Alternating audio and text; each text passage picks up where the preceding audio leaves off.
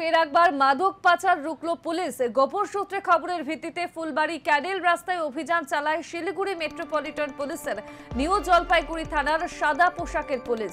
এরপর সেখানে একটি গাড়ি আটক করে এবং তল্লাশি চালাতেই কার্যত চক্ষু চড়ক গাছ পুলিশের। খালি ক্যারেটের নিচ থেকে উদ্ধার হয় গাঁজা, আর এরপরেই ঘটনায় গাড়ি চালককে গ্রেফতার করে পুলিশ। ধৃতের নাম দীপক কাপুর। শিলিগুড়ি মেট্রোপলিটন পুলিশের নিউ জলপাইগুড়ি থানার পুলিশ সূত্রে যে খবর, ওই গাড়ি থেকে ৭৩ কেজি গাঁজা উদ্ধার হয়েছে। উদ্ধার হওয়া গাঁজা কোচবিহার থেকে নিয়ে আসা হচ্ছিল এবং মালদায় পাচারের উদ্দেশ্যে নিয়ে যাওয়া হচ্ছিল। উদ্ধার হওয়া গাঁজার আনুমানিক বাজার মূল্য প্রায় কয়েক লক্ষ টাকা।